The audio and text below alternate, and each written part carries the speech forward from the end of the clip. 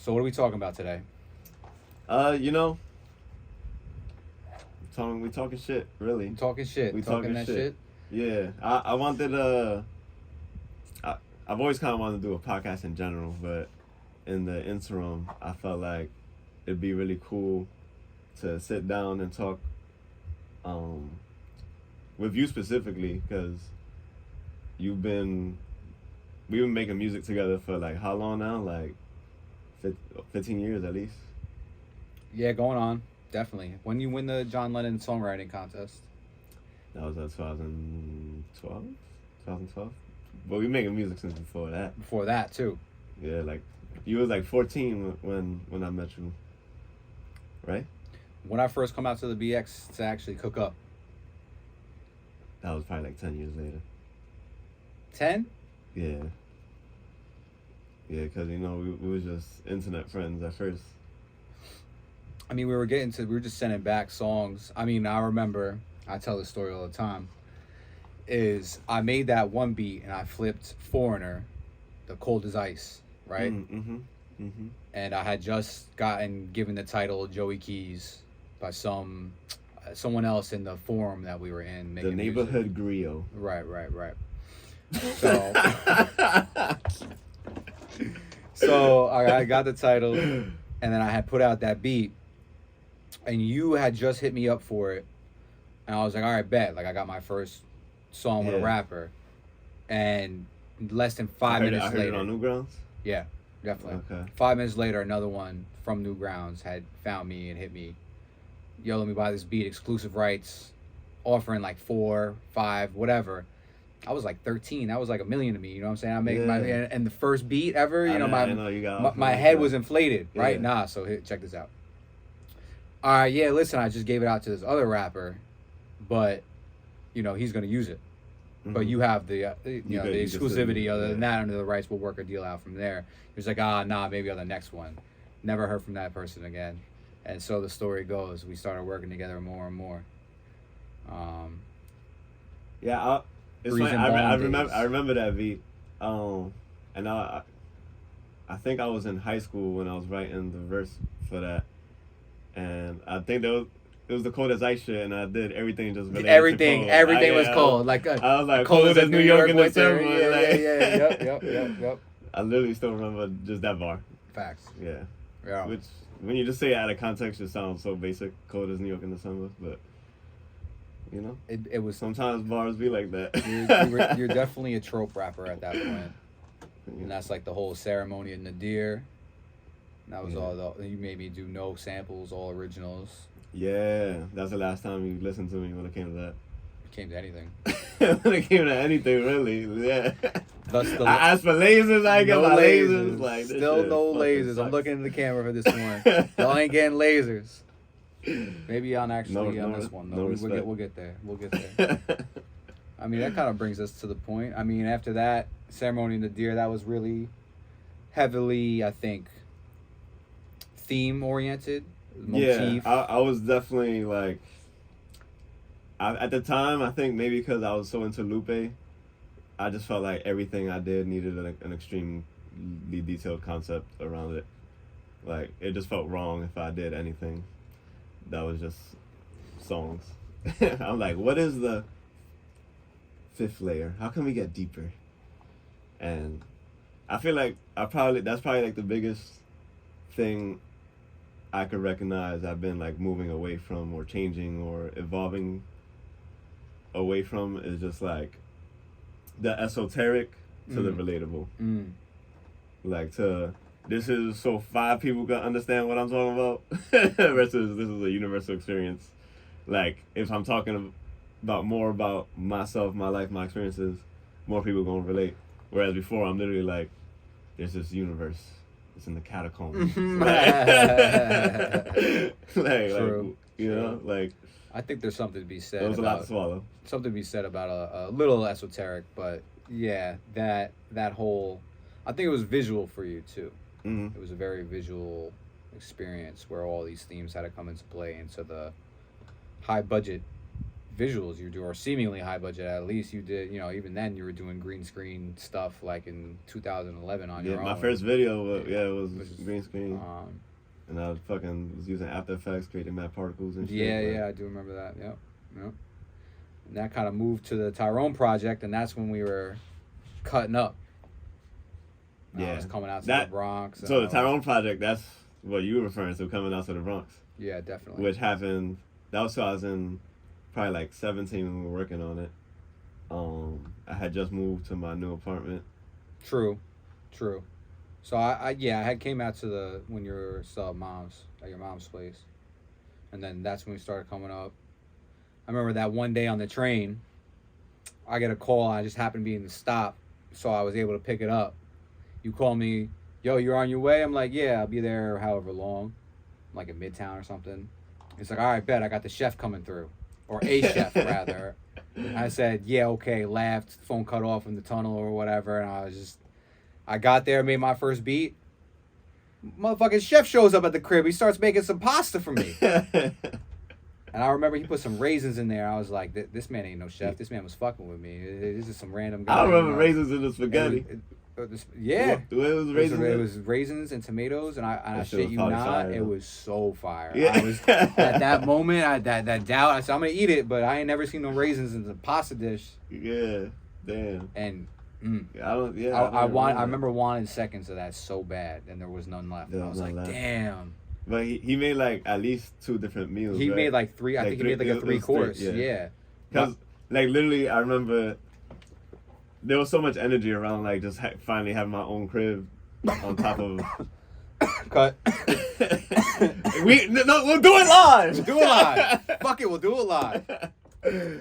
Yeah, but there was a lot of energy around just wanting to fucking do new shit, because like just literally I was doing the newest shit I could think of at the time, which is not living with my mom anymore. You feel that? And it was like, yo, we're gonna have writing camp essentially in my house. Mm-hmm. So it's like I'm inviting everybody I know that makes beats. I'm inviting everybody I know that raps, and I'm also inviting my friend who's a chef. And I'm like, yo, I'll give you money, but you won't cook just throughout the whole day, because I don't want to have to figure out what I'm ordering for Uber Eats or whatever. Like, oh, you eating? It's like, there's gonna be food. Let's just focus on the music. The music, which was like, I mean, the home studio you had set up at that time was, as far as everyone else's, was pretty far ahead. I mean, you had guitars and shit. Not that we ever really used them, but it was nice to step back and play that. Yeah. And that day, pretty much, I think... It actually did get used for 2 songs. Did it? Gabriel I never used it. I'm at... Yeah. During those specific sessions. Right. But later on, this kid named Gabriel Durang, let me say it the Spanish way. Shout out to Kemba behind the screen who also introduced me to him. Fact. But actually, it was Kemba's idea to add the guitars. Like, we were just hanging. Mm-hmm. It was like, oh, Gabe was in town. Mm-hmm. Like, let's just hang. And then he was like, you should see what songs he could put guitar on. Like, and I was like, oh, well, I could think of this one. This one. Yeah. And literally, the shit he did was so fire. Like, it was perfect. And I haven't had guitars in the song since. Maybe you gotta go back. Maybe go get that tuner out, tune that guitar, maybe restring it and see what's good. Yeah, gotta hit him up. Yeah. You know what though, but that the home setup, that panic room, the couch, the panic room, if you will. It was something special. Like, it's always felt like there was magic in there. Like you shut the door and you got to work, lit something up. And that day specifically, I think we made like 7 or 8 beats within like that 24 or 18 hours. That you just let me sit at that computer and go crazy. And I think like by the 4th one, Kemba pulled up, Ozzy pulled up, everyone was like tired and faded. Ozzy was on the floor, Rhythm at this time, and just in one of his zones, just humming along or whatever, chilling. And I pulled up the sample to Panic Room and started flipping it, and he started nodding his head, and I got the drums on it and laid it. And once I seen him like humming along and like moving again, I was like, word, like I got something here. Yeah. And I think we did 4 off that day we took to make the Tyrone project. Mm-hmm. That's you're literally bringing back memories. I didn't even remember that, but now I do. And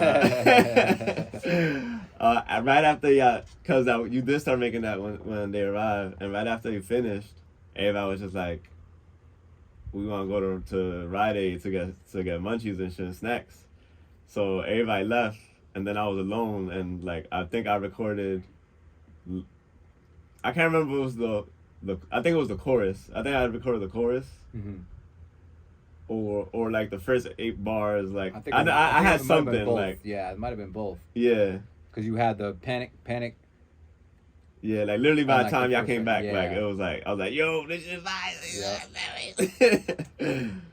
So that shit was definitely a fire ass moment, and shit, man, we in your studio now.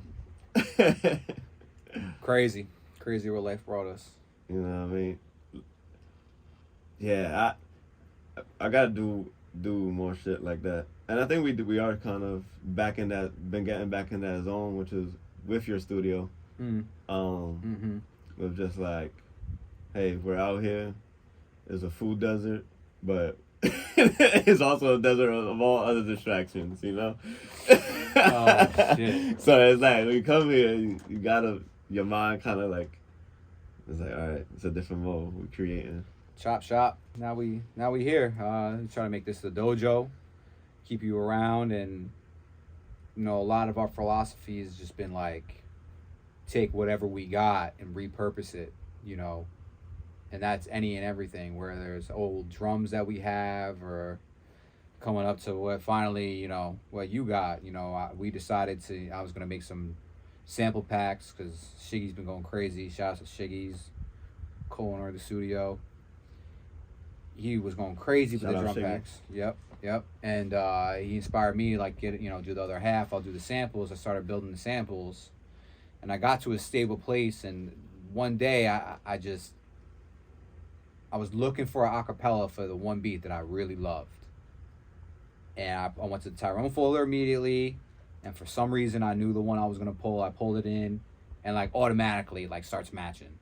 So then I decided to, the hook didn't hit right, so I nudged this a little over, I gave it a little different flavor, and it sounded like a brand new track. I held on to this track for probably 6 months, maybe even longer, and did not let Tyrone hear it. I did not let you hear that shit. I remember I told you too that like I would go to send you the link and I would text out the whole thing. I was try to explain it. Yeah. And I couldn't. I'll just delete the text. And just another day, I would go on listening to the bumping it. Like, yo, I'm a fan of it. And the best part was like, I had done that out of a cathartic place for music, not as like I need to get something done today or I need to have a project. It was just like, just free. Yeah, it was just free mode, drag and drop. Oh, this sounds cool. Let me keep trying stuff. And finally, when you heard it, what was your reaction? I got you down back to the studio after a while. And I played it for you. Did I even say I'm gonna play it? I think it was my first time actually being at the studio. No, definitely not. You sure? Absolutely. What was my first time? See, you don't know. It was the first time. No, it wasn't. Because I got the recording of you the first time you came and you walked in. I had a beat playing. You laid something down. It was light work. Nah, I thought I should have finished that song. But anyway, there's mad songs we can say that about. Probably shouldn't have finished that one. So that one could stay in the vault, guys. Stay in the vault. If you're an artist, not everything gotta come out. That's okay.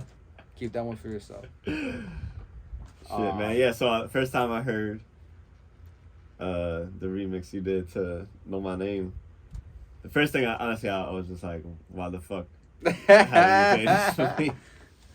I think it was more like how have you hold out? Yeah. Why the fuck? How the fuck? Yeah. What the fuck? Who the fuck? Yeah. When the fuck? Like. Second thought was. Wow.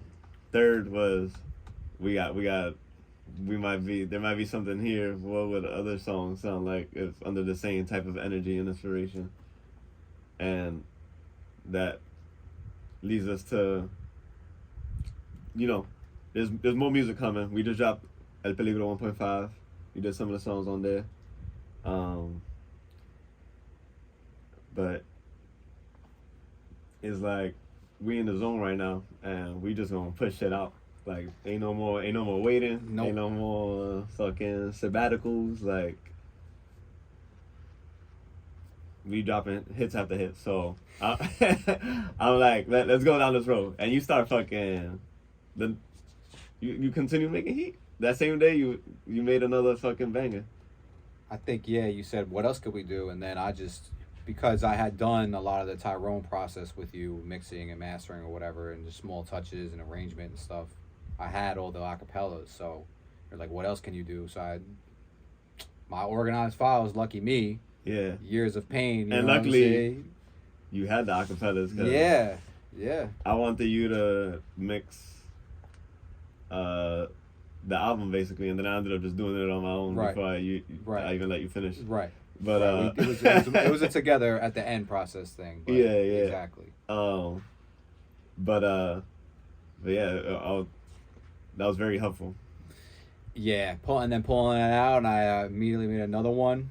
That one is really hot too. I really like that song. You know, it's just like coming to have the freedom to like take Tyrone and like some of my favorite songs from that era, that album, and maybe even overall like some of the stuff you've done, and like to just like re-envision it and get my creative license to do whatever I want.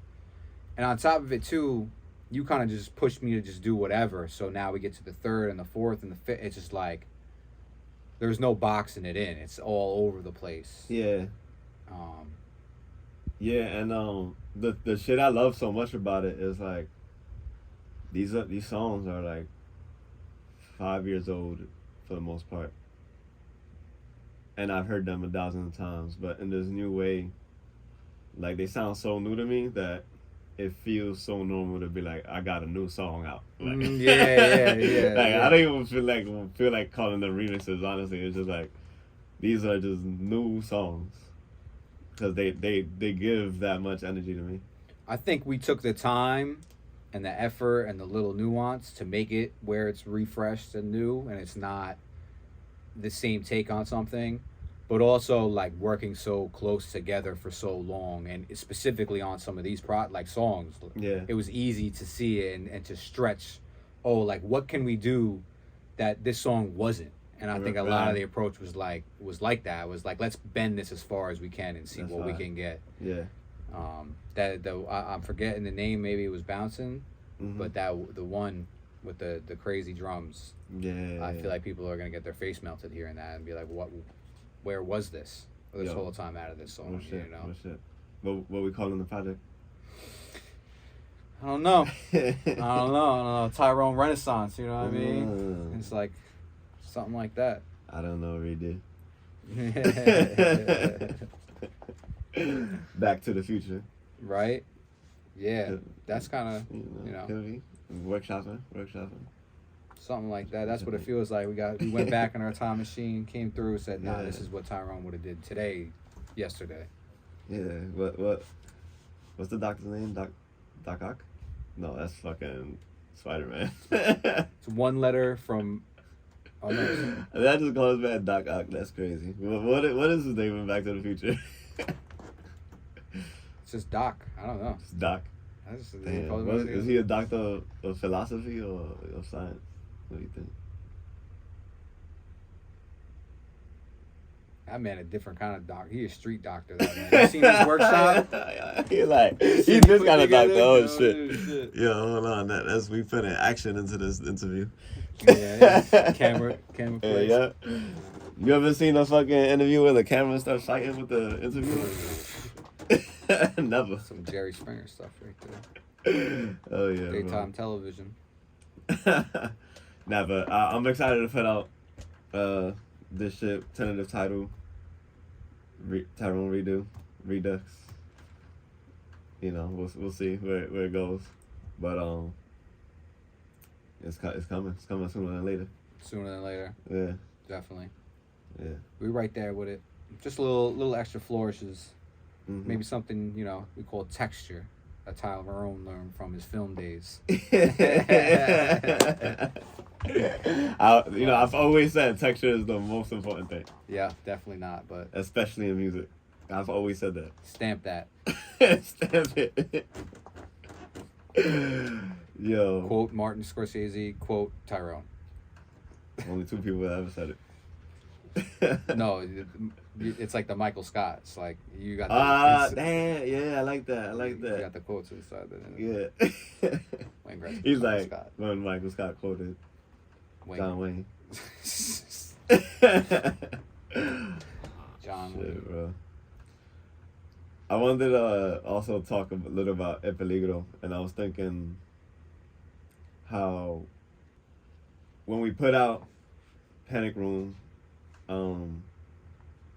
it ended up popping off mostly in Mexico. Right. And well, the whole album in general, but Panic Room was like really that song. That market became clear to you. Yeah. And Panic Room is obviously like an English song, completely English. Sure. Like, and it was a little confusing to me. I'm like, do they speak English? Like, no. Well, some of them speak English. Well, like after going to Mexico City, I think we found it in Mexico City. It's Mexico common. City is kind of common, but not in overall Mexico. Sure. And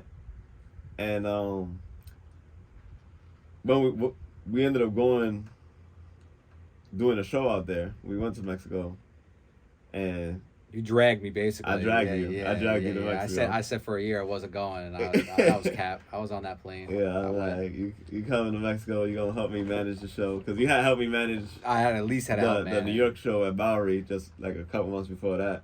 Yeah. And I'm like, I need someone there that could just, You were really on the high of selling out that Electric Bowery show. For sure. And that was a great experience. Even as like a fan, like with the moments I got to experience as a Tyrone fan, and like being in the crowd or mingling and people's energy, you stole that show. Even away from some of the great performances and the openers that you usually work with. And that's crazy. As a headliner, I stole the show from the openers. Well, you know what I'm saying? Like everyone came out surprised already, and like you go to some of these underground shows, and people are mixing and talking and having fun and whatever, and immediately you the way you format things already was genius with breaking it up with the community, stuff like that. But Alexis. Mm-hmm. Yeah. And you really got people's attention early on. People, the performances, whether Eli Black and Dioso, those were great, and the crowd, which you wouldn't find, are paying attention to the to an underground show, and the openers to an underground show. Yeah, right. Like usually people just go nothing for against who they right? came for, and don't even, especially in New York, like right. And by that time, time, it was a decently, they brought some people. It's a decently, everyone's supporting each other, that community, and it was filled. By the time you go out, we sold the show out, and it just felt like the room was electric. All eyes were on you, and the performance, everything, the encore, you coming out freestyling or whatever. We were like, we didn't prepare for an encore. I looked at you, I was like, never again am I let you in charge of the set list. So like that was it. You don't plan for an encore. You got encore already? You ain't got no encore, you don't got confidence enough in you to have an encore. You don't think they want you back out? Yo, I read it one time on the internet that it's better to do a shorter show than a longer show, and for some reason I've just always taken that as fact. Like I just literally just read it somewhere, and I don't know if the person had experience. Literally just words I saw, and I'm like, that's gonna stick with me forever. Do you feel like your shows are short? I mean, let's just say it's all context. So it's like, let's say if it's scheduled for an hour, I'm gonna do 45. If it's scheduled for 2, I'm gonna do another 30.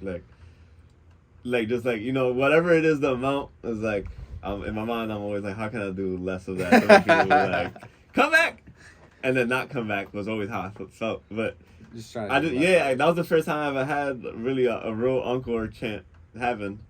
So I was in the back, like sitting like, completely finished the show. This is amazing. We had no idea how that was gonna go. And it is still going. I'm like, they're asking for this shit. Yeah. We had no idea what we were getting into. Like, you had done a couple of shows in boutiques or whatever. I don't think we ever had it at that. And even trying to get it was a pain in the ass. They weren't. You had to pretend like you were some management company. I emailed them as myself. They're like, we don't want to work with you. Then pretending to be my own manager. They're like, oh, right this way. Like, weird shit. So that's a gem for everybody. Yeah. There you go. Secret sauce.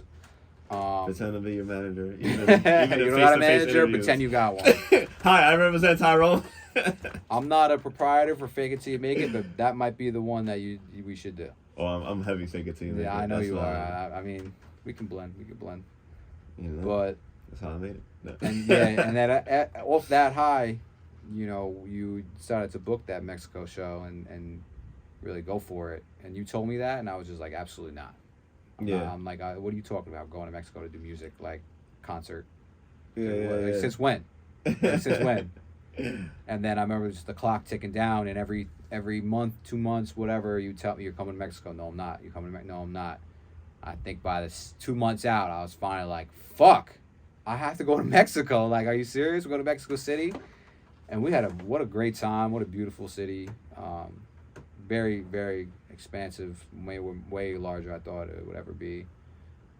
Fun show, great crowd, great experience, man. They're into the heavy rock there a lot too. A lot of those the younger crowd too. That was cool. I mean that's my shit too. So I feel that. But with that show, or that whole experience, really, it was like at that point, just before we went to Mexico, I made Latin Lover.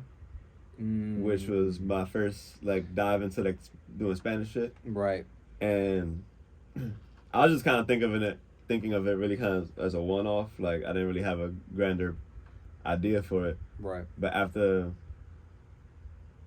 after being out there, I was like, I gotta really make Spanish music, like.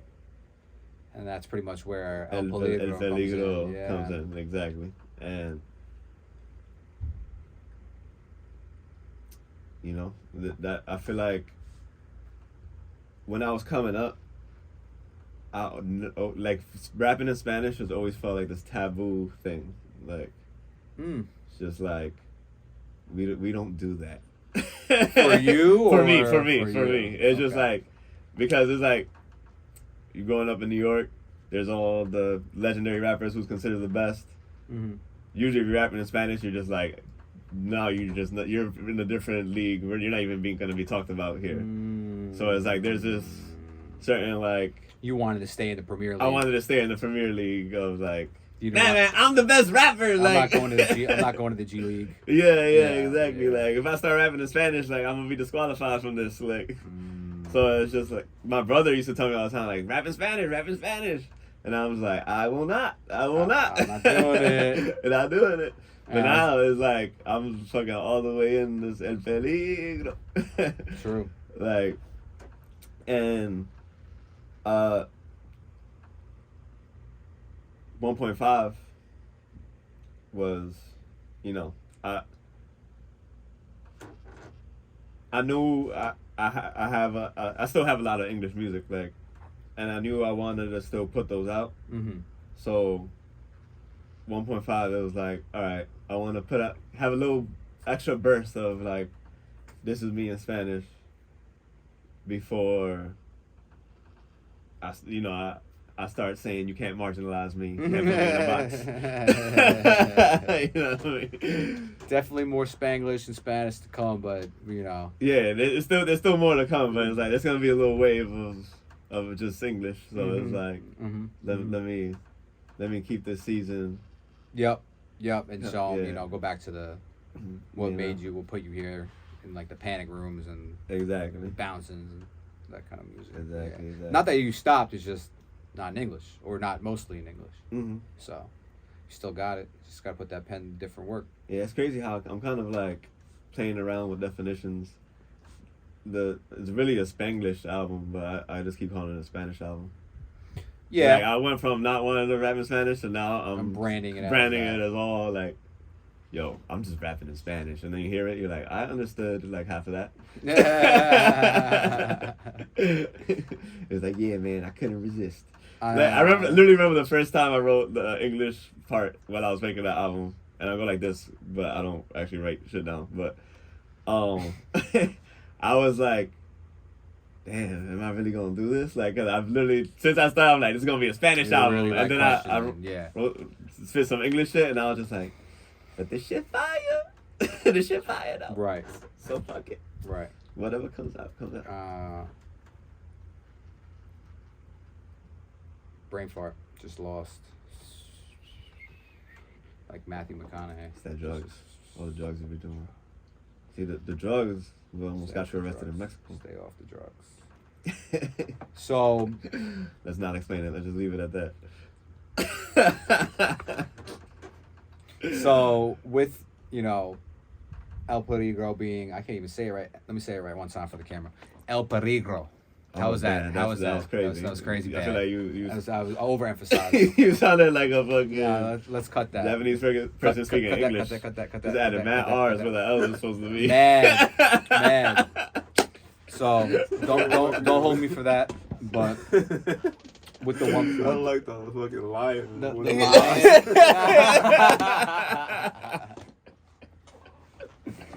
Crazy.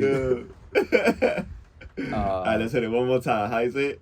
Nah. I gotta do it again. Should I do it crazier? Or should I go give it the best. Yeah, your best shot. My best shot to be crazy. That's to be on point. El Peligro. You know, fuck it. We moving on. All right. It was alright. It's just the. Give me like a couple. So there's only one part that is okay. Is it ligro? Like you're adding a R sound to the L part. In peligro. Yeah. You're going peligro. Yeah. I did have a speech impediment as a child. Yo, me too. I literally. That's three of us. Yeah, I had to take like speech pathology. I don't want to hear it like you say. Like he's like, I got one. Still happening. Yeah, he's here. He was like, I stick to my roots. Y'all niggas be changing and shit. See how quick they change up? Yeah, how quickly they change up, man. Yo, bitches used to love speech impediments, man. What happened to them days? Yeah, but with the 1.5, I feel it really brought the true full scale of like what Tyrone is doing now. Yeah. And it feels like fully fleshed, all these ideas. Even though it's not truly Spanish, but a Spanish album. Yeah, and all also the way Spanish rather.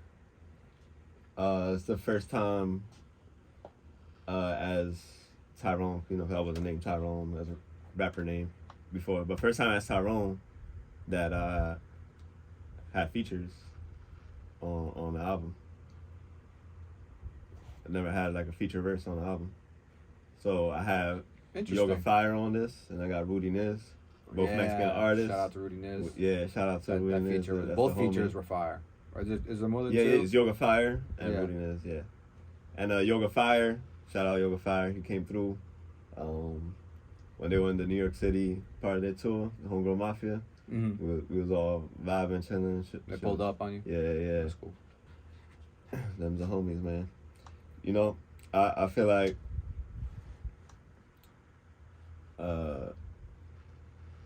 what was I gonna say? I don't even know what I was gonna say.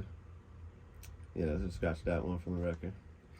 Do you feel like you would go back to Mexico, do another show? Oh, I'm definitely gotta go back. You gotta go back. Yeah, you know, my girl was saying we might go on vacation to Mexico in January, and I'm like, I just might fucking book a show on like some shit, maybe on some random day. Like, yo, don't make no plans on Tuesday because after the beach, we're going to perform. You still gotta go to the beach first. You trying to do a Cancun show? Where you gonna be at? Cabo. Cabo. Yeah. Cabo. You're drinking Cabo Wabo out in Cabo. Cabo Wabo and Cabo. You know what I mean? You know, but if I end up not going, don't judge me for this. You'll be out there. But we discussing the plans. You'll be out there eventually. Yeah. I'll be out there eventually, for sure. You know, I want to hit. I gotta hit like all of Mexico because Mexico is huge. Absolutely. And as an American, I'm bad at geography. So, you know, when I first was like, yo, I'm popping to Mexico, you know, I would talk to every fan like, yeah, like, when I go to that one place, I'll see you there. Like nah, the other part is like 6 hours away. Like, just because you're in Mexico City, don't mean you can see me in Cancun. Yeah. I'm like, I have no understanding. Yeah. Or like Rocky Point, Mexico. You know what I'm saying? Yeah. The West Coast beach. Yeah. Crazy. I'm like, yo, I booked the show. You can't come. He's like, that's 4 hours away. I'm like, oh shit, man. I ain't know. You think the fans want it though? They demanding it. They demanding it for sure. They want to see the new album. They want the classics too. What do you think? Yo, matter of fact, let's give them a preview of one of these upcoming Redux tracks. Do you want to play this one or? Fuck it, whatever one's loaded up. Let's let the odds handle this shit.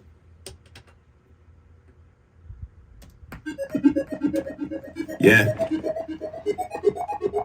shit got the texture in it. You need it. You need it. Hear that texture? You need to grab a mirror just to see who you are. Why you gotta lie when there's feelings involved?